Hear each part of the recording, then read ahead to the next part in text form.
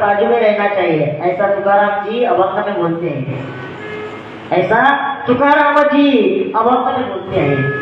इतने रामपाल दादा जी महाराज होशंगाबाद नगर में थे। उनका रूप तो दिगंबर रूप था, मस्ताना रूप था उनका। पागल के जैसे वो करते थे, दिलाई वो दिखाते थे।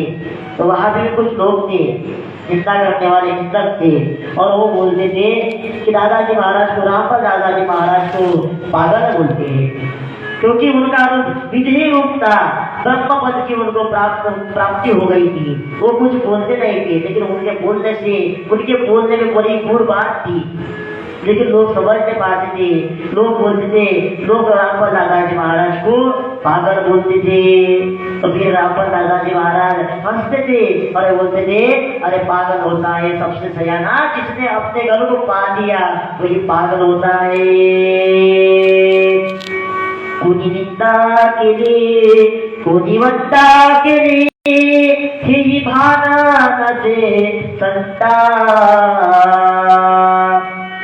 कोणी निंदा केली, कोणी वंदा केली, किसी ने निंदा की, किसी ने वंदन किया, लेकिन संत जी दादा रामपाल दादाजी का लक्ष्य इस तरफ नहीं था। क्योंकि गीता में एक स्थित प्रज्ञ नाम का एक तो श्लोक आता है कि जिसकी स्थिति स्थित प्रज्ञ होगी, जो सुख में भी कुछ भटकता नहीं है और दुख में भी रोता नहीं है, उसे स्थित प्रज्ञ कहते हैं। क्योंकि दादाजी महाराज जी का रूप कैसा है, सच्चित आनंद, सच्चिदानंद आनंद बोले नमो नमो भगवान।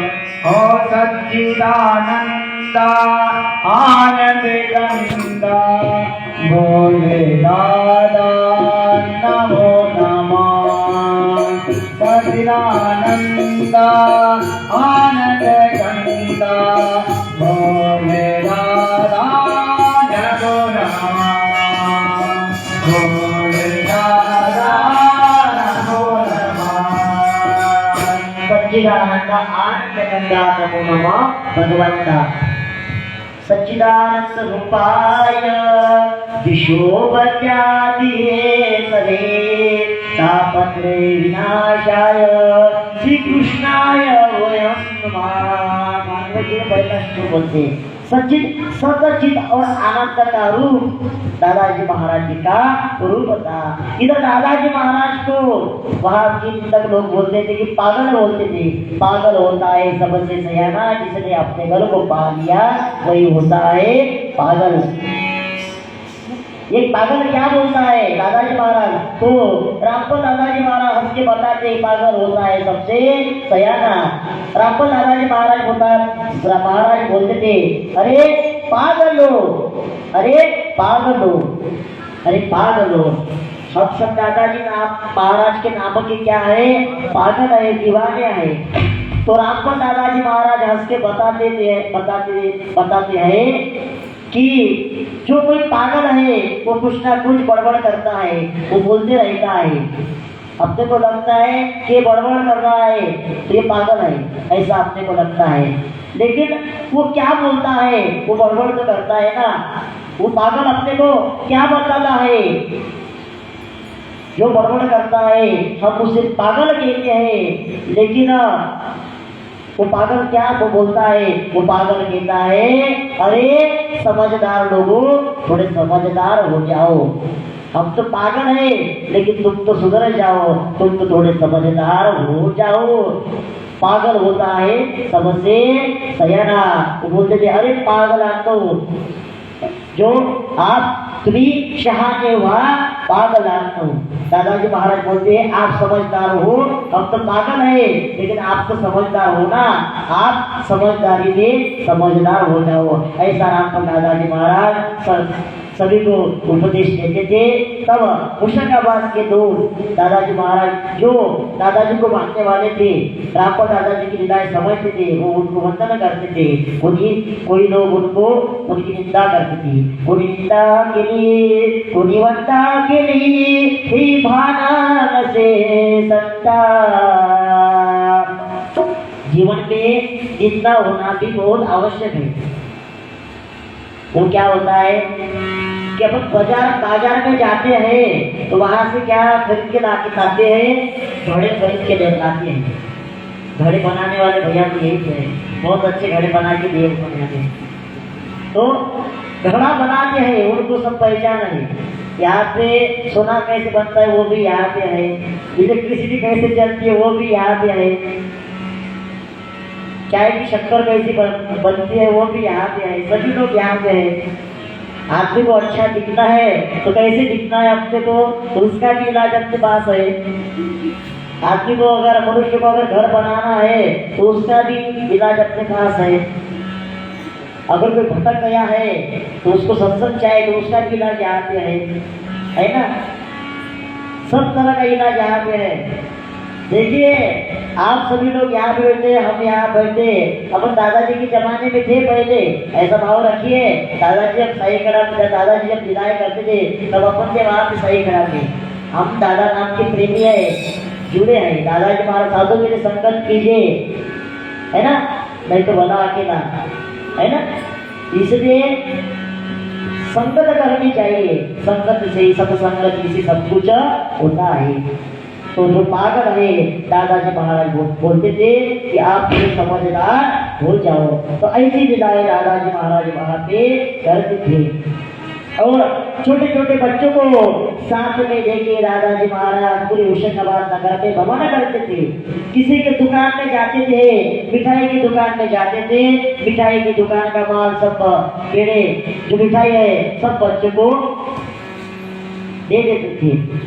किसी के घर पर चढ़ते थे, किसी के घर के जो छप्पर है, कबीलू है, छप्पर है, वो छोड़ देते थे। किसी को डंडा मारते थे, किसी को गाली देते थे। ऐसी अवधूत लीला दादाजी महाराज होशंगाबाद नगरी में कर रहे थे।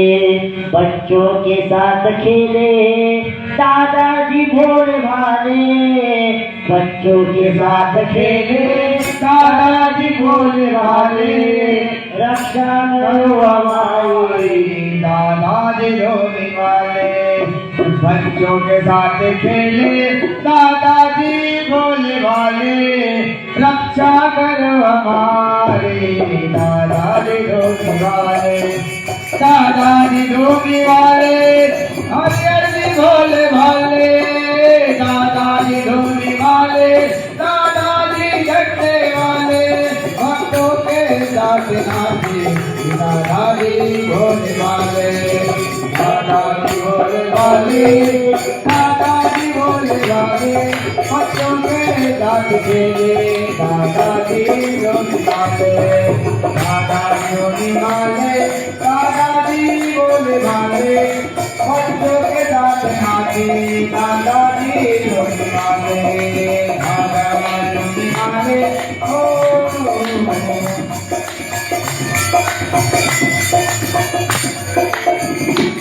बच्चों के साथ खेले दादाजी भोले भाले। दादाजी महाराज छोटे छोटे बच्चों को लेके, बच्चों के साथ टोली लेके दादाजी महाराज घूमते थे। बच्चों के साथ खेले दादाजी भोले वाले। तो दादाजी महाराज सब जगह भ्रमण करते थे। और फिर दुकानदार बोलता था कि दादा दादा नुकसान बहुत हो गया है।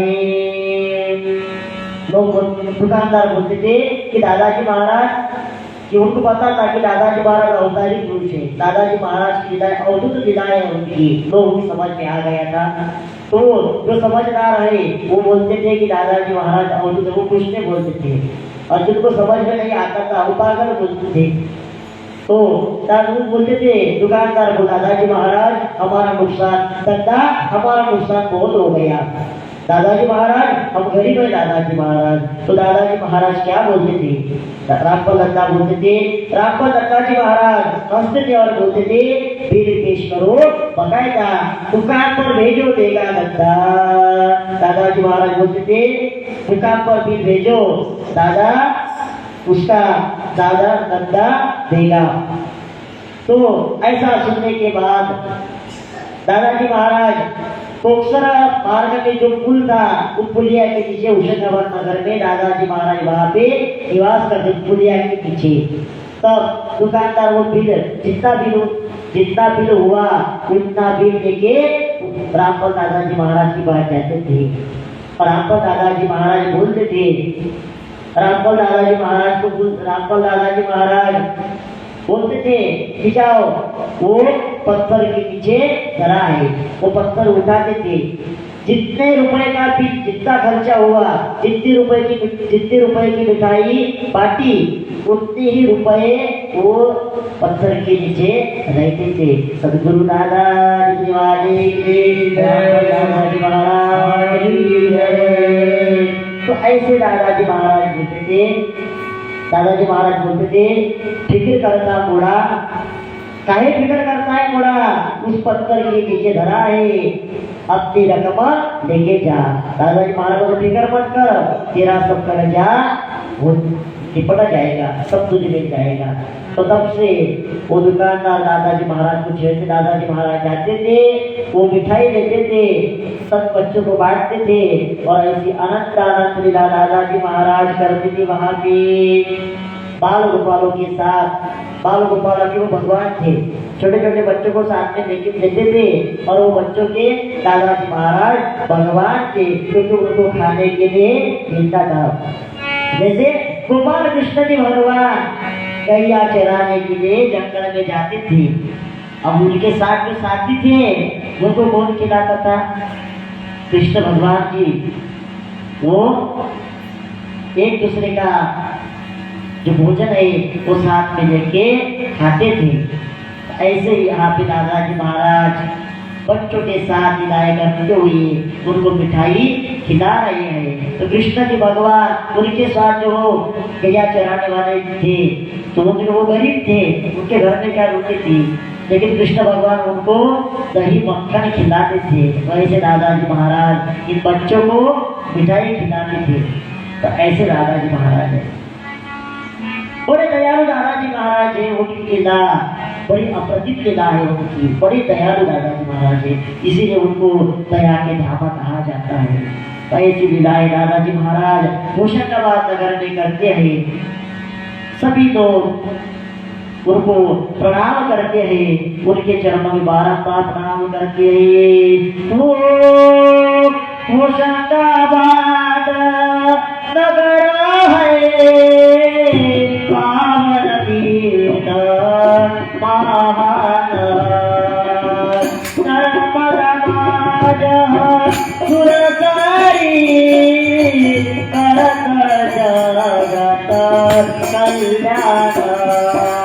जय दादा गुरु जय दादा, जय दादा गुरु जय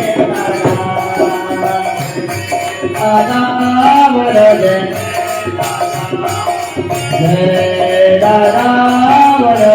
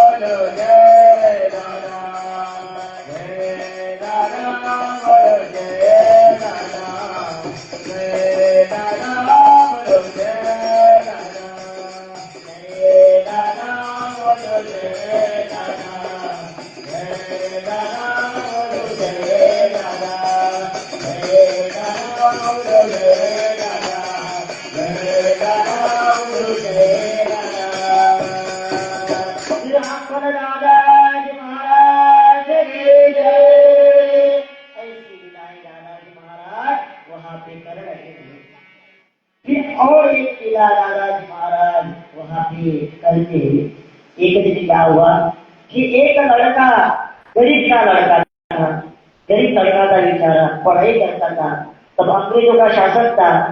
अब उसके घर में तेल नहीं था, दिया लगाने के लिए तेल नहीं था, फिर क्या करे, उसको पढ़ाई करनी थी। देखिए, जिसको जो कुछ करना है, कितनी भी कभी परिस्थिति हो वो उसने कर लेता है, समाधान होना चाहिए कोई भी बात का। जिसको सब कुछ मिल जाता है वो कुछ नहीं करता, जिसको कुछ नहीं मिलता वो सब कुछ कर लेते हैं। ऐसा होना जाता है कि गरीब के घर में ही भगवान प्रकट होते हैं, गरीब के घर में ही भगवान प्रकट होते हैं। तो चलिए, तो इधर दादाजी महाराज क्या लीला करते हैं अभी। तो वो बच्चा उसके घर में देना नहीं था, वो बच्चा रास्ते पर जो दिए रखे थे वो रास्ते के दिए पे जाके वहां पे पढ़ाई करने लगा। और रात का समय था, पुलिसों की गश्त थी, वो गश्त लगाने के लिए पुलिस घूमने लगे। उनकी नजर वो लड़के पर पड़ी, उनको लगा कि कोई चोर बदमाश यहाँ पे बैठा हुआ है। तो अंग्रेजों ने, अंग्रेज शासन के अधिकारियों ने, वहां के सिपाहियों ने उस बच्चे को पकड़ लिया और थाने में जाके बंद कर दिया। अब किसी ने रामपाल दादाजी महाराज को खबर दी कि गरीब के बच्चे को अंग्रेज अधिकारियों ने को पकड़ के लेके गए। तब दादाजी महाराज को क्रोध आ गया, अग्नि की ज्वाला भड़कने लगी उनके नेत्रों में, और ऐसा लग रहा था कि दादाजी महाराज क्रोधित हो गए। उन्होंने हाथ में डंडा लिया और ऐसा लग रहा था कि असुरों का नाश करने के लिए जैसी सेना जा रही थी, जैसे भगवान असुर का नाश करने के लिए जा रहे थे, असुरों का नाश करने के लिए जा रहे थे। ऐसा लग रहा था कि जो त्रिभुवन है, इस त्रिभुवन को भगवान ध्वस्त कर देंगे। जैसे शंकर भगवान जी को क्रोध आता है, उसका जो तीसरा नेत्र खुलता है, जैसा उनको गुस्सा आता है, जैसा क्रोध आता है, उस क्रोध के साथ जैसे शिव भगवान असुरों का नाश करने के लिए जाते थे। ऐसा लगता था, ऐसा लग रहा था कि दादाजी महाराज त्रिभुवन को जला डालेंगे। हाथ में डंडा लिया और थाने की ओर चल पड़े। और दादाजी महाराज इस रास्ते से जा रहे थे, रास्ते में जितने भी दिए थे वो दिए दादाजी महाराज ने डंडे से फोड़ दिए। रास्ते के पूरे दिए दादाजी महाराज ने फोड़ दिए। और वहां की पुलिस आई और पुलिस ने दादाजी महाराज को पकड़ लिया। दादाजी महाराज बोलते थे कि गरीब के लड़के को तुम छेड़ते हो, गरीब के लड़के को छेड़ते हो, उसको अन्याय करते हो। दादाजी महाराज ने पूरे रास्ते के लाइट फोड़ दिए। सब रास्ते पर काट वहां पे सब तहस कर दिया। तो दादाजी महाराज को पुलिस ने पकड़ लिया और थाने में जाके बंद कर दिया। पुनः यहाँ पे देखा तो पुनः दादाजी महाराज वो रास्ते में प्रकट हो गए और पुनः दादाजी महाराज वहां पे रास्ते के लिए घोड़ रहे हैं। अब दूसरे भी रामपाल दादाजी, पुलिसों के मन में आया कि रामपाल दादाजी महाराज को तो हमने, साधु महाराज को तो हमने पहले थाने में बंद कर दिया, अब कहाँ से प्रकट हो गए। दादाजी महाराज ने बात चिंता दिखाई, पुनः दूसरे रूप में पकड़ा, दूसरे रूप को भी उन्होंने थाने में जाके बंद कर दिया। अब थाने में हवालात में अब दो दादाजी महाराज हो गए। एक पहले दादाजी रामपाल दादाजी महाराज, दूसरे रामपाल, दो दादाजी महाराज वहां पे गए। अब पुनः रास्ते में गए तो पुनः वहां पे रामपाल दादाजी महाराज रास्ते में दिए फोड़ रहे थे। पुनः उनको पकड़ के लाए और कोठड़ी में लाए। तब उन्होंने समझ लिया, अंग्रेज शासन अधिकारी ने समझ लिया, पुलिसों ने समझ लिया कि ये साधारण लीला नहीं है, ये दादाजी महाराज की लीला है। तब उन्होंने चरण में प्रणाम किया और बोले कि दादाजी महाराज हमें क्षमा कर दो। अंग्रेजी शासन दादाजी महाराज के चरणों में झुक गया और बोले कि दादाजी महाराज हमें क्षमा कर दो, हमसे गलती हुई नहीं, कोई गलती तो मुझको बचाना। झुकी वाले सरकार आया तेरे दरबार, दया करना, हुई गलती तो मुझको बचाना, हुई गलती तो मुझको बचाना, मुझको बचाना। झुकी वाले सरकार आया तेरे दरबार, हुई गलती तो मुझको बचाना, हुई गलती तो मुझको बचाना। झुकी वाले सरकार आया तेरे दरबार, मोरी गलती का मुझको बचाना, मोरी गलती का मुझको बचाना, मुझकी वादे करना आया तेरे दरबार, सजा करना हुई गलती को मुझको बचाना, हुई गलती को मुझको बचाना, हुई गलती को मुझको बचाना, मुझकी वादे करना आया मैं तेरा, हुई गलती को मुझको बचाना, हुई गलती को मुझको बचाना, हुई गलती को मुझको बचाना, हुई गलती को मुझको बचाना, हुई गलती को मुझको बचाना, हुई गलती को मुझको बचाना, हुई गलती को मुझको बचाना, हुई गलती को मुझको बचाना, हुई गलती को मुझको बचाना, हुई गलती को मुझको बचाना। राम भगवान महाराज की जय। इधर अंग्रेज अधिकारियों ने हाथ जोड़ा और बोलने लगे, जनता आप गुनाह पहुंचे ना, गुनाहों की माफी करना, इतना तो हमें बताना, तो इसका क्यों कहे महाराज जी। तो दादाजी को कहने लगे कि दादाजी महाराज, महाराज जी आप रुष्ट क्यों हो गए, आप क्रोधित क्यों हो गए। तब दादाजी महाराज उस राज सेवक को, उस पुलिस वाले को क्या कहेंगे, जो दीन दुखिया है उनको अगर आप शिक्षा दोगे, तो दीन दुखियों पर अन्याय करोगे तो हमारा दंड तुम्हें दंडित करेगा। ऐसे दादाजी महाराज बोलते हैं कि उस लड़के की क्या करती थी, वो बच्चे की क्या करती थी, उसके घर में दिए गिरे तेल में उसने कौन सा गुनाह किया है। अगर तुम दीन दुखियों पर अन्याय करोगे, दीन दुखियों पर अन्याय करोगे, धर्म का आचरण ना करोगे, किसी को ये अन्याय करोगे, जब जब अन्याय होगा तब तब मेरा दंडा बरसेगा, तब तब ये दंडा बरसेगा। ऐसे दादाजी महाराज बोलते हैं कि अगर वो बच्चे के घर पे दिए के लिए तेल नहीं है, उससे खंबे के नीचे जाके लाइट दिए, वो जो सरकारी दिया है उसके नीचे वो पढ़ाई कर रहा था, तो तुम्हारा काम है, तुम राज सेवक हो, तुम यहाँ के राज सेवक हो, तो तुम्हारा काम है तुम उनको दिए के लिए तेल देना, उनको दिए के लिए तेल देना, ये तुम्हारा काम है, उनकी सहायता करना तुम्हारा काम है, उनको जेल में डालना, उनको सताना तुम्हारा काम नहीं है। ऐसे दादाजी महाराज उस पुलिस वाले को कहते हैं, उस राज सेवक को कहते हैं, बोलते दादाजी महाराज बोलते इसी वास्ते दंडा हमारो भारी पड़ेगा, गुनाहगारो तीनों को सताना करो, नहीं तो फिर चलेगा। दादाजी महाराज बोलते कि तीनों को सताना छोड़ दो, नहीं तो ये दंडा पुनः चलेगा। ऐसे दंडे वाले दादाजी महाराज है। इसलिए दादाजी महाराज के ये दंड धारण किया दंडा, ये दंड क्या है, ये धर्म दंड है, केशव विनय में प्रमाण है। ये दादाजी महाराज, जो दादाजी महाराज का भक्त है उसका कान तो कोई गर्म नहीं कर सकता, इतनी ताकत आगे वाले में नहीं है। जो दादाजी का भक्त है उसका कान तो कोई गर्म नहीं कर सकता, तेरी मर्जी के बिना ये सकता है ना पत्ता।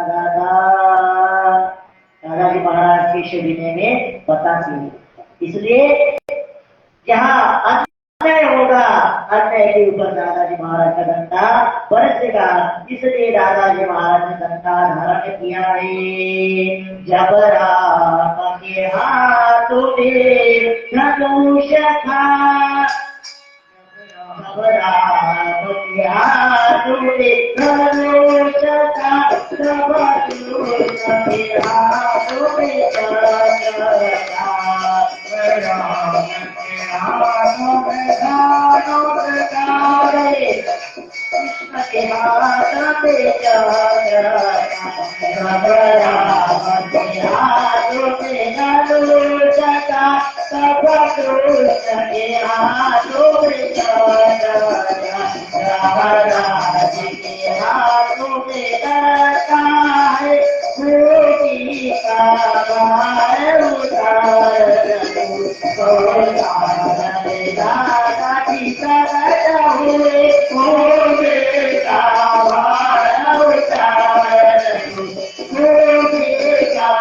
गोपी का भार उतार गोपी का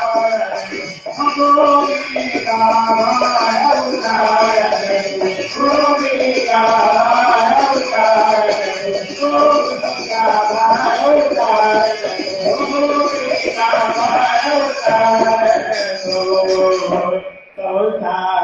दादाजी प्रकट हुए गोपी का भार उतार जब राम के हाथ में धनुष था तब कृष्ण के हाथों में चक्र था जब राम के हाथों में धनुष था तब कृष्ण के हाथों में चक्र था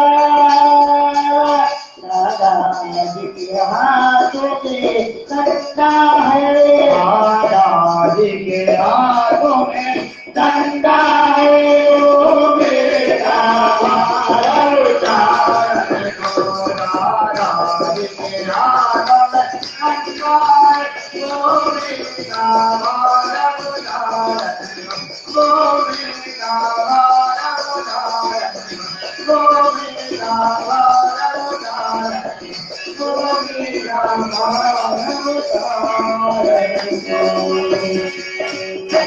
संसार में दादाजी प्रकट हुए भूमि का भार उतारने को इस भूमि का भार उतारने के लिए दादाजी महाराज प्रकट हुए त्रेता में राम बने द्वापर में कृष्ण बने और कलयुग में दादाजी महाराज ने दंडा धारण किया रावण जी ने धनुष था उनके हाथों में अन्याय को नष्ट करने के लिए कृष्ण जी के हाथ में चक्र था लेकिन तेरे दादाजी के हाथ में डंडा है ऐसे डरने वाले में दादाजी सरकार है पहले माधवानंद दादाजी महाराज प्रकट हुए बाद में कृष्णानंद हुए उसके बाद रामपुर प्रकट हुए अभी दादाजी महाराज डंडे वाले दादाजी महाराज हो गए डंडे वाले दादाजी महाराज की ऐसी अनंत लीला दादाजी महाराज ने वहां पे की ऐसी अनंत लीला दादाजी महाराज ने वहां पे की और बोला ये डंडा अन्याय के विरुद्ध चलेगा ऐसे डंडे वाले दादाजी महाराज को प्रणाम सदगुरु दादा वाले ऐसी अनंत लीला दादाजी महाराज करते हैं भजलो दादाजी का नाम भजलो हरिहर का नाम भजलो दादाजी का नाम भजलो हरिहर भजलो दादाजी का नाम भजलो हरिहर का नाम भजलो दादाजी का नाम भजलो हरिहर का नाम भजलो दादाजी का नाम हरिहर का नाम भजलो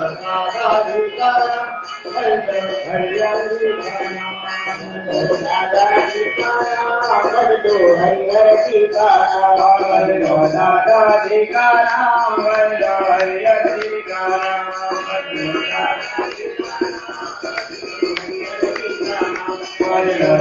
का नाम हरिहर जी का नाम दादाजी का हरिहर जी का नाम दादाजी का हरिहर जी का नाम दादाजी का हरिहर जी का नाम दादाजी का हरिहर जी का दादाजी का हरिहर जी का सदगुरु दादाजी वाले रामपुर दादाजी महाराज की ऐसे दादाजी महाराज अवधूत रूप में होशंगाबाद नगरी में चमत्कार दिखा रहे अनंत आनंद लीला वहां से कर रहे हैं तो ऐसे एक दिन क्या हुआ कि दादाजी महाराज एक पुलिया पर बैठे थे एक पुलिया थी होशंगाबाद नगर में उस पुलिया पर दादाजी महाराज बैठे थे और उस रास्ते से एक ग्वालर दूध बेचने के लिए शहर में जाती थी। होशंगाबाद शहर के आगे वहां पे पुल था और उस पुलिया के लिए ऊपर दादाजी महाराज बैठे थे। और उस वो रास्ता घनघाट रास्ता था, जंगल का रास्ता था वो जमाने में। वो रास्ते पे अकेली अगर स्त्री चली गई तो उसको धोखा था, उसका स्त्री को धोखा था। उस रास्ते से अकेली महिला उस रास्ते से गुजर नहीं सकती थी। वो जंगल का एरिया था, कुछ भी हो सकता वहां पे। तो दादाजी महाराज के ध्यान पे आ गया कि ये जो महिलाएं रहे ये अकेली जा नहीं सकती। तो दादाजी महाराज कुटिया में बैठे थे और वो रास्ते से जा रही थी। शहर में दूध बेचने के लिए जाना पड़ता था। जैसे गोकुल के द्वारा मथुरा में दूध बेचने के लिए जाती थी और कृष्ण जी भगवान उस गड़े को फोड़ देते थे। गोपाल कृष्ण भगवान की जय। कृष्ण जी भगवान वो गड़े को फोड़ देते थे और वो द्वारा यशोदा मैया के पास जाती थी और बोलती थी, यशोदा तेरा गाना तो देख, तेरा गाना हमारे घड़े फोड़ देता है। वो लीला उन्होंने क्यों की, इसका कारण क्या है बताइए। मथुरा में जाती थी, मथुरा में जाने के लिए उनको धोखा था, इसलिए कृष्ण भगवान के घड़े छोड़ देते थे। ऐसी लीला, उसी लीला की अनुभूति हमें यहाँ पर हो रही है। तो दादाजी महाराज ने देख लिया कि महिलाएं जाती है, तो महिलाओं की सुरक्षितता के लिए दादाजी महाराज ने ये लीला की। तो बाबा जा रही थी अपने मस्तक पर उसने मटका रखा था और मटके को लेके ग्वालर शहर की तरफ जा रहे, दूध बेचने के लिए जा रही थी। तो दादाजी महाराज ने उसको आवाज दे दिया, ओ नानी, ओ नानी हमें थोड़ा सा दूध दे दो, नानी हमें थोड़ा सा दूध दे दो। तब उसने पीछे देखा नहीं, वो सीधी आगे चली जा रही। उसको लगा कि कोई पागल है यहाँ पे बैठा। उसने दादाजी महाराज पर ध्यान नहीं दिया, वो आगे चलती गई। तब दादाजी महाराज ने क्या लिखा कि वो ग्वालर आगे गई और दादाजी महाराज ने 11 हाथ फैलाया और उसके वो जो ग्वालर थी उसके पर्दे को उठा लिया। सदगुरु दादाजी दादाजी महाराज की ऐसी लीला वहां पे की। तब वो ग्वालर घबराई और उसने वरदा वहां पे रख दिया और गांव में चली गई। उसको लगा कि वहां पे कोई पिशाच है। पिशाच के डर की वजह से वो महिला, कोई भी महिला उसने गांव में जाकर बता दिया कि मेरे साथ ये पिशाच लीला हुई। तब कोई भी महिला उस रास्ते से गुजरी नहीं। इतनी फिक्र मेरे दादाजी महाराज को थी। सदगुरु दादाजी की 11 हाथ उन्होंने हाथ लंबा किया और उसके पर्दे को तोड़ दिया, उसके पर्दे को उठा लिया। तब से उस रास्ते से कोई भी महिला गुजरती नहीं थी। ऐसी लीला दादाजी महाराज वहां पे थी। क्योंकि ये क्या कहा जाता है कि वो महिलाएं वो रास्ते से गुजर रही थी दूध लेकर और दादाजी महाराज का वास वहीं पे था। दादाजी महाराज वहीं पे निवास करते वो पुलिया के पीछे। तो ऐसा बोला जाता है कि तपस्वियों का ध्यान स्त्री भक्त करती है, महिलाएं भक्त करती है। एक कारण इसका वो भी हो सकता है कि तपस्वियों का ध्यान भंग हो जाता है, तपस्वी का ध्यान भंग हो जाता है। इसलिए दादाजी महाराज ने महिला का संपर्क ना हो इसलिए एक लीला की होगी, ऐसा भी उसका कारण है। और दूसरा कारण ये है कि स्त्री की रक्षा उन्होंने की है। इसलिए शिव और शक्ति है, शिव की बिना शक्ति चल नहीं सकती और शक्ति के बिना शिव नहीं है। शिव शक्ति है। अगर बैलगाड़ी है तो बैलगाड़ी को 2 चाक कहते हैं। एक चाक अगर एक उसका चक्का अगर कमजोर हो गया तो बैलगाड़ी आगे नहीं जा सकती। इसलिए संसार में भी पति और पत्नी दोनों है। अब पति अगर नहीं रहा तो पत्नी अकेले नहीं रह सकती। ये दोनों शिव और शक्ति का रूप है। इसलिए दादाजी महाराज ने भगवान के लिए कि पति पत्नी का हमेशा से प्रकट किया हुआ है। सतगुरु दादा जी जय। तो ये भजन आता है मराठी में। ये ऐकनाथनी सांगितले मने प्रियाची बाई, प्रियाच्या दासीला पतीहीन परमेश्वर नाही। ये ऐकनाथनी सांगितले मने प्रियाची बाई, प्रियाच्या दासीला पतीहीन परमेश्वर नाही। असे एवढा जाऊ पति परमेश्वर आए, तुझा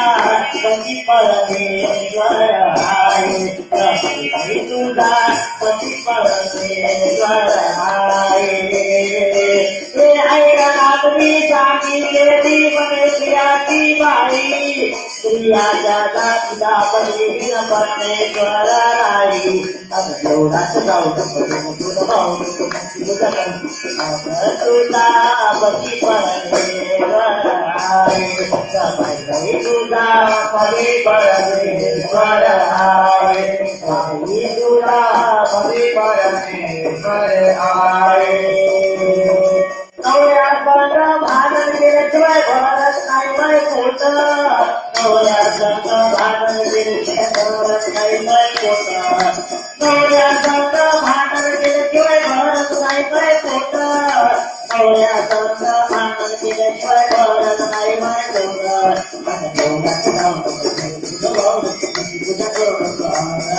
पती परमेश्वर आए,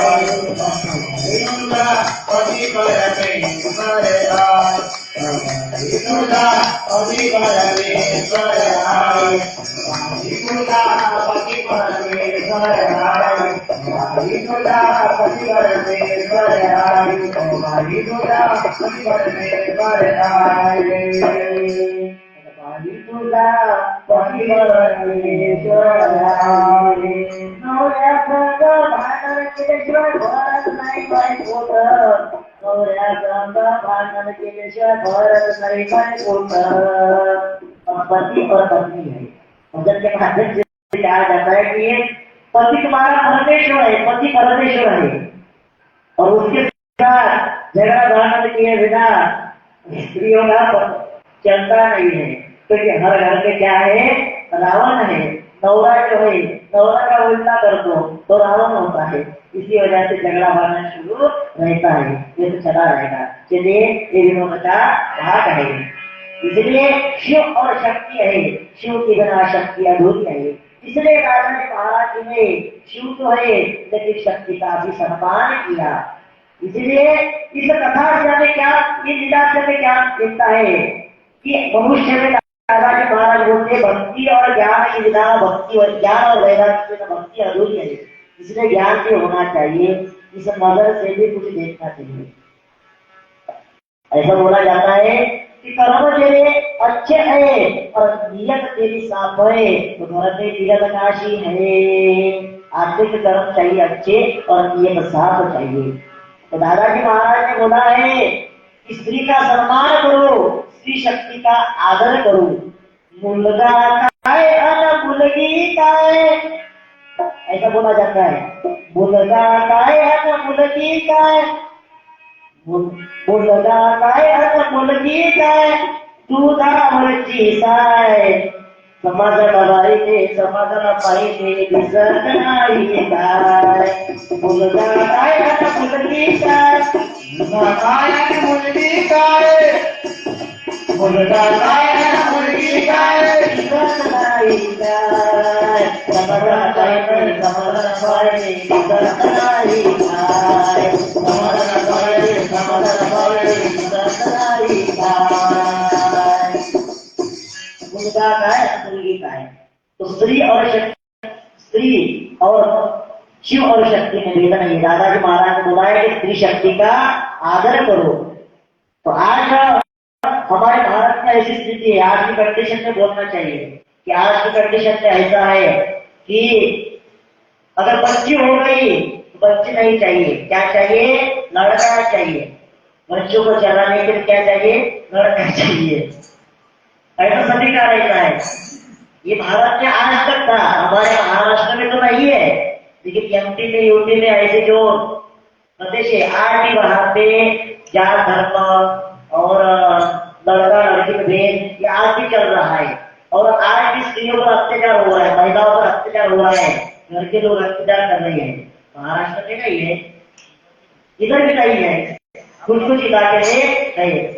इसलिए स्त्री का सम्मान करना ये दादाजी महाराज ने हमें सिखाया है। देखिए दादाजी महाराज ने कैसा जीना चाहिए, कैसा रहना चाहिए, कैसा खाना चाहिए, कैसा पीना चाहिए, ये सब दादाजी महाराज ने हमें सिखाया है।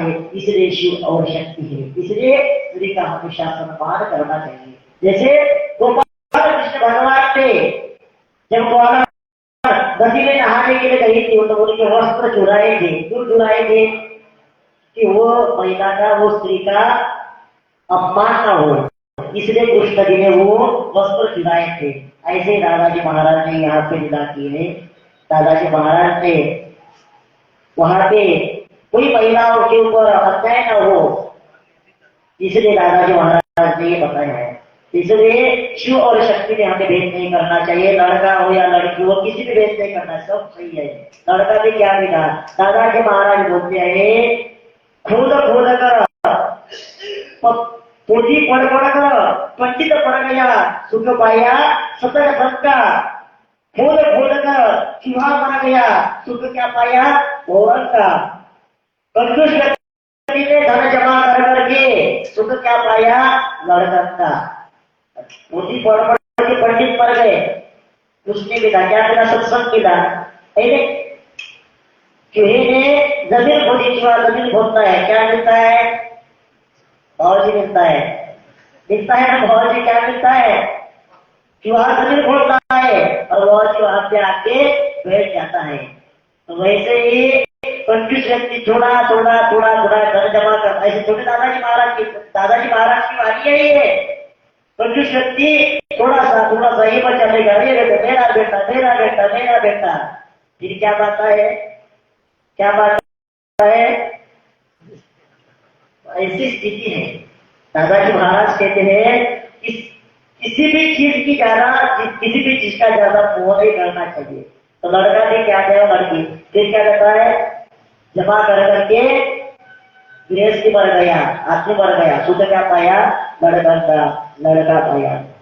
इसलिए इस जीवन में कोई भी चीज का महत्व है, जो कुछ होता है भगवान की इच्छा से जो है उसी में समाधान रखो।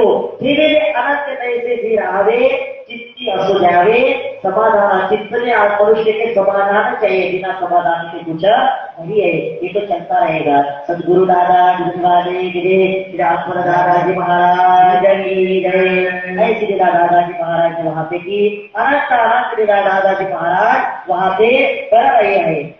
तो ये क्या हुआ, एक दिन दादाजी महाराज रास्ते से जा रहे थे, उनका नग्न शरीर था, नग्न देह था, उनके शरीर पर वस्त्र नहीं था।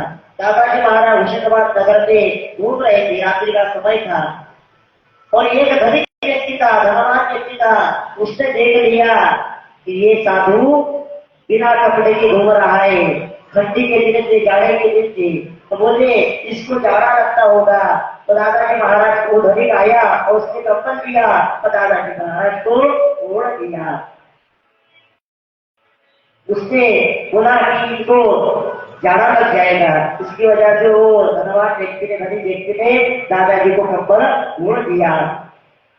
तो कपन ओढ़ते ही दादाजी महाराज ने वो कपन दिया और रास्ते से ये गधा जा रहा था और उसको क्या बोलते दादाजी महाराज, गधा क्या बोलते, ले दे तू भी अवश्य भूषाना ओढ़ दे, तुझे भी लगता होगा जाड़ा, तुझे भी जाड़ा लगता होगा। दादाजी महाराज ने अपने जिन्होंने कपल उड़ाया था वो कपल दे दिया और गधे जो गधा रास्ते से जा रहा था उस गंदम के ऊपर डाल दिया। फिर वो धनी व्यक्ति जो था उसके मन में ये संशय आया कि मैंने इतने प्रेम से भगवान जी को, साधु जी महाराज को मैंने कंबल उड़ाया, लेकिन उन्होंने कंबल फेंक किया, नदी के ऊपर फेंक दिया। दादाजी महाराज क्या बोलते हैं, ये तो मनुष्य का स्वभाव ही ऐसा है, मनुष्य का स्वभाव ही ऐसा है।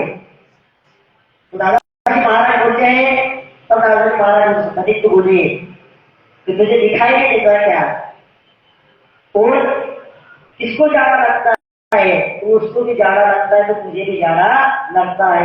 ऐसे दादाजी महाराज से वहां से तो दादाजी को भगवान जी की दृष्टि में, दादाजी महाराज की दृष्टि में भेद नहीं है। उनको पशु हो या पानी प्राणी हो, मनुष्य का स्वभाव ऐसा है, पशु पक्षी में हम भेद करते हैं, ये बड़ा ये छोटा, वो धन वाला ये गरीब, ये भेद मनुष्य के पास है, भेद उनके पास नहीं है। तो अपने निजी जीवन में किसको बहुत बेचारा ज्यादा पैसे वाला दिख गया तो उसके पीछे बन जाते, गरीब दिखा तो उसकी कदर कोई नहीं करते। लेकिन फिर गरीबों के जवान मेरे दादाजी महाराज है, इसका कोई नहीं है, उसके दादाजी महाराज है। तो ये दुनिया में हमें मान मिला, अपमान मिला, कुछ भी मिला, लेकिन हमें उस पर नहीं जाना है जितना हमारे पास है। दादाजी महाराज बोलते हैं, मक्कारा करो किसी से, उधर करो टिक्कर चक्की से, टिक्कर चक्की खाओ लेकिन किसी का 1 रुपया भी मत लो, अपने सुकुल की रोटी खाओ, ऐसा दादाजी महाराज बोलते हैं।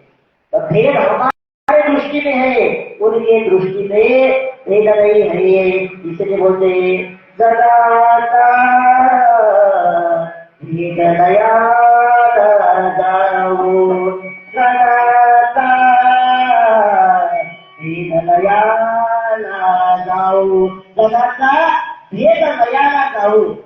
साधु संतों ने यही मांगा है, आता विश्वात्मके देवे ये देवालयन्ते तोषावे तोषो निमत जावे पसायदानये। जे काले कभी सांगो या भूता माजी, ऐसा उन्होंने कहा। श्री ज्ञानेश्वर महाराज जी ने महाराष्ट्र में सबको बहुत बड़े संत थे, उन्होंने पसायदान मांगा कि ये विश्व में सबका कल्याण हो, इस जगत का भेद नष्ट हो, जगत का भेद दयाला जाओ, जगत का भेद दयाला जाओ। ये भेद हमारी दृष्टि में है, दादाजी महाराज की दृष्टि में ये भेद नहीं है। गीता में एक श्लोक आता है, समशत्रुज मित्रेच तथा मानापानयो शीतोष्ण सुख दुखेषु समसंगवर्जित। स्थिर प्रज्ञ कौन है? जो शत्रु और मित्र में स्थिर है, जो मान और अपमान में जो स्थिर रहता है, जो ठंडी गर्मी सुख दुख में जो सफल रहता है, वो स्थित प्रज्ञ मनुष्य है। इस कथा से हमें सीखना है कि हमारे जीवन में सुख आए या दुख आए, मान मिले या अपमान मिले, हानि हो या लाभ हो, कुछ भी हो, लेकिन हमारी भक्ति दादाजी महाराज जी के चरणों में होनी चाहिए। थोड़ा सा कुछ गलत हो गया तो नहीं, हम दादाजी की सेवा नहीं करेंगे, सेवा तो करनी पड़ेगी। बड़े भैया का इतना चरित्र है, दादाजी महाराज के शिष्य थे, उनके जीवन में इतना दुख था, लेकिन उन्होंने दादाजी महाराज के चरण नहीं छोड़े। उनके घर का वो अकेले थे, अकेले लड़के के घर थे, लेकिन वो दादाजी के चरण में नहीं थे। बड़े भैया का चरित्र आगे है, लेकिन वो उद्देश्य थे कि जिस राम के स्मरण से पतित करते हैं, उस राम को कदापि ना छोड़ो। गया राम स्मरण पतित करती तो राम कदापि छोड़ो तो पंडितों को पावन करने वाले मेरे दादाजी महाराज है। ताकि सब कथा के माध्यम से दादाजी महाराज को यही विनय करते हैं, ये दादाजी महाराज हमारे जीवन में कुछ भी हो, लेकिन हमारा ध्यान हमारा मन आपके चरणों में लगा रहे, यही आपसे मांगते। इस प्रकार दादाजी महाराज से सुख दुख में कैसे सब समान रहना है, इसका प्रत्यक्ष उदाहरण हमें यहाँ पे दिखाया है, ऐसी यहाँ पे दिखाई है। सदगुरु दादाजी वाले हरिहर बोले भगवान जी, रामफल दादाजी महाराज की जय। तो ऐसे ही रामफल दादाजी महाराज होशंगाबाद नगर में लीलाएं कर रहे थे। तो एक दिन दादाजी महाराज होशंगाबाद नगर में जो कुएं थे, ये कुएं बहुत खोल थे, बहुत गहरे थे, गहरे कुएं होशंगाबाद नगर में होते थे, रस्सी लगाकर पानी खींचना पड़ता था उस जमाने में। तो दादाजी महाराज ऐसे लीलाएं कर रहे थे। तो दादाजी महाराज एक दिन एक कुएं के पास जाके बैठ गए। और कुएं के पास जाके उन्होंने देखा तो ऐसे उनको मस्ती चढ़ गई, तो वो भजन में लग गए। भजन करते करते दादाजी महाराज कुएं में जाके गिर गए और उनका देहांत वहां पे हो गया। फिर उनके शव को बाहर निकाला गया। पुलिस वाले आए, पुलिस ने पंचनामा किया कि हैजा की वजह से रामफल आवाज पड़ून मृत्यू पावला। कुएं में गिरकर रामफल जी का देहांत हो गया, ऐसा पंचनामा किया। और पुलिसों ने और आप वहां के जो होशंगाबाद नगर के जो ग्रामवासी थे, भक्त थे, उन्होंने उनका पंचनामा कर उनका जो शव है वो भूमि में दफन कर दिया। और सब लोग रोने लगे कि बड़े भाग्य से संत यहाँ पे प्रकट हुए थे और हमें छोड़कर वो अभी चले गए। ऐसे दूसरी बार दादाजी महाराज मृत्यु को प्राप्त होने, पहले सर्वदर्श से कृष्णानंद स्वामी और दूसरे रूप से रामपद दादाजी महाराज का देहांत दूसरी बार हो गया और तीसरी बार और प्रकट होंगे। ऐसे दादाजी महाराज ने होशंगाबाद नगर में विदा की।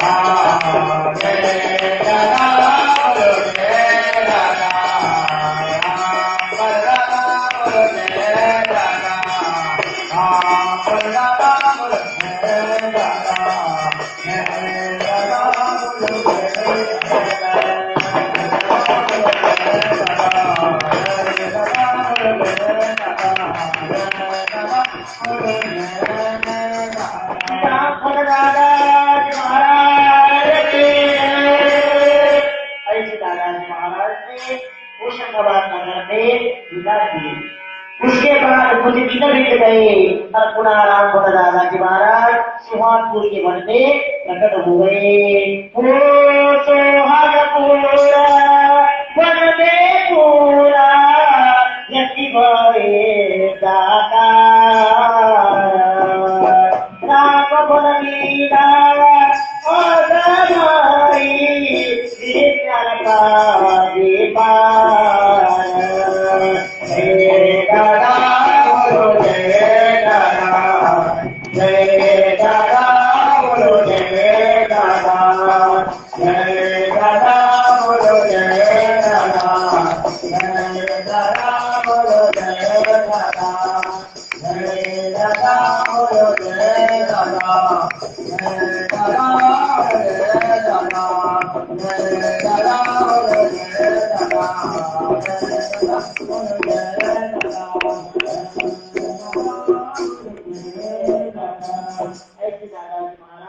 सोहागपुर के वन में पिता प्रकट हो गए और सोहागपुर के वन में विदाई रखते जा रहे हैं।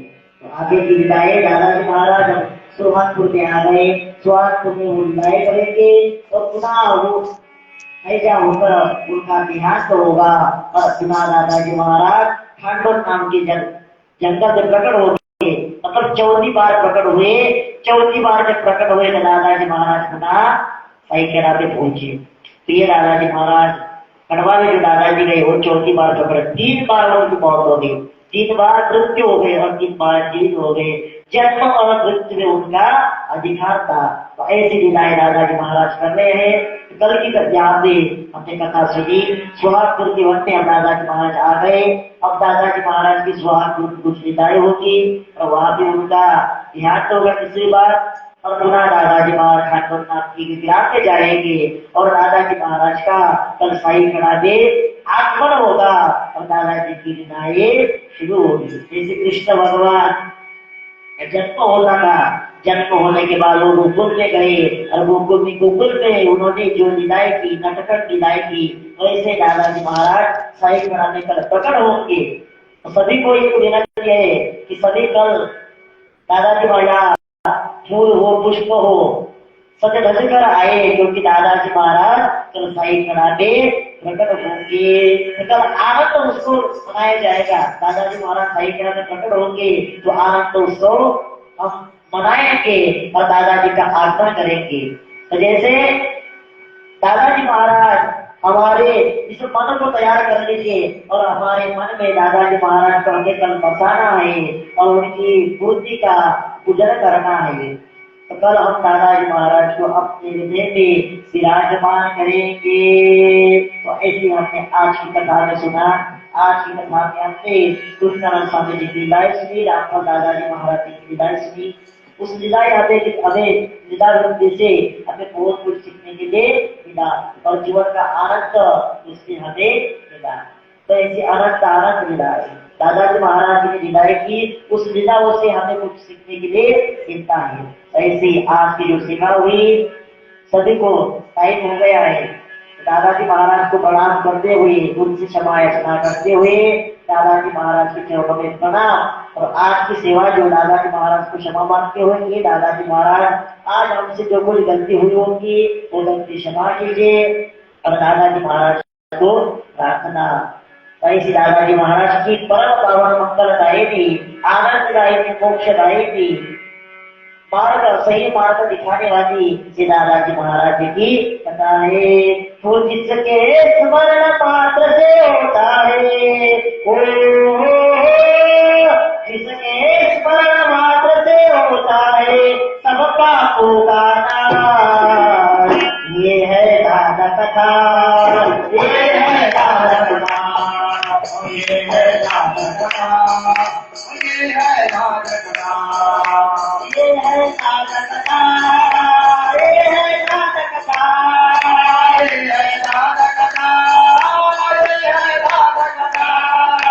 ये है दादा कथा, ये है दादा कथा, ये है दादा कथा, ये है दादा कथा, ये है दादा कथा, ये है दादा कथा, ये है दादा कथा, ये है दादा कथा, ये है दादा कथा, ये है दादा कथा। और जिसके स्मरण से हो, जिसके स्मरण से होता है दादा कथा, ये है दादा कथा, ये है दादा कथा, ये है दादा कथा, ये है दादा कथा, ये है दादा कथा, ये है दादा कथा, ये है दादा कथा।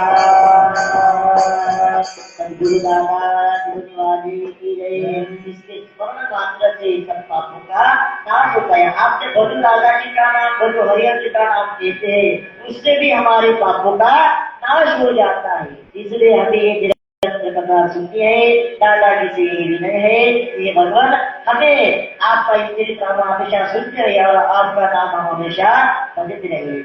तो दादाजी की चरण में सेवा आप समर्पित। श्री केशवानंदाय चरणारविंदार्पणमस्तु, श्री हरिहरानंदाय चरणारविंदार्पणमस्तु, ओम जगन्नाथाय चरणारविंदार्पणमस्तु, ओम गुरुपति चरणारविंदार्पणमस्तु। आपको भी दादाजी, आपने जो सुना है ये कथा दादाजी के चरणों में समर्पित करना है और ऐसा कहना है दादाजी महाराज को कि दादाजी महाराज हमें सुख का उजाला करो, प्रकाश का उजाला करो, ये सब आपको समर्पित कर देना चाहिए। ऐसे दादाजी महाराज को सब कथा समर्पित करते हैं। चलिए बड़े भाव से, बड़े प्रेम के साथ बोलिए, ओ दादा मेरे सुनी वाले हरिहर जी है बोले वाले, आप तुम्हारा जपते दादा मेरे सुनी वाले, जय दादा जय दादा जय दादा। दादा बोलो जय दादा दादा बोलो जय दादा दादा बोलो जय दादा दादा बोलो जय दादा गौरी शंकर महाराज की शिवाजी दादा की भगवान की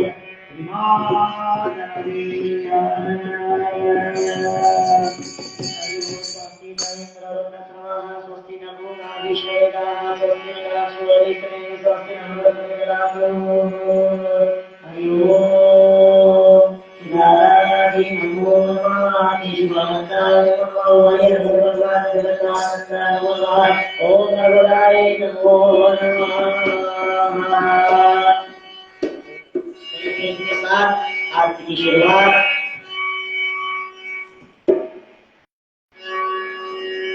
आरती करो दादी प्रभु दादी नमो दुरीवाला हर सकट जग पाला आरती करो दादी प्रभु दादी नमो दुरीवाला हर सकट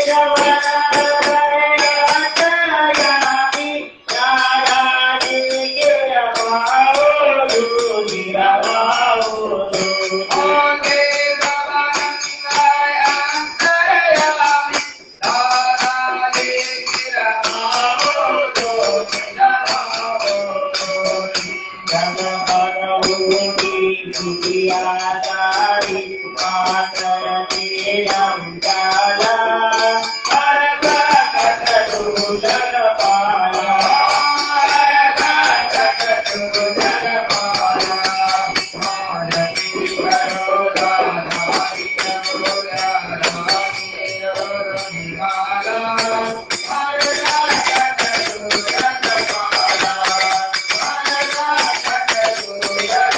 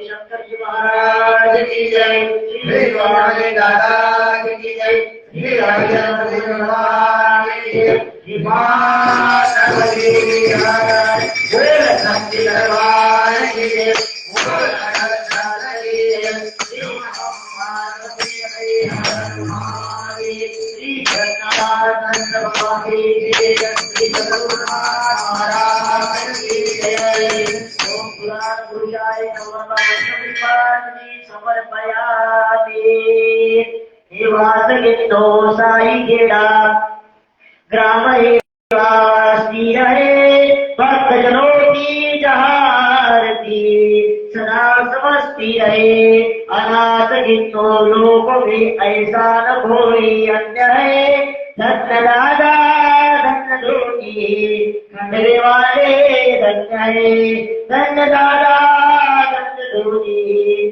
धन्य वाले धन्य हे दादा दयाल दान पर करो हम गुरु को मेरे माँ परपने शरण रखो मैं पाठ की पतित पावना प्रभु हो की दया दयालु दया भक्त पर करो सद्गुरु दादा दिखने की जय श्री हरियार भोले भगवान की जय जगन्नाथ कृष्ण स्वामी की जय सद्गुरु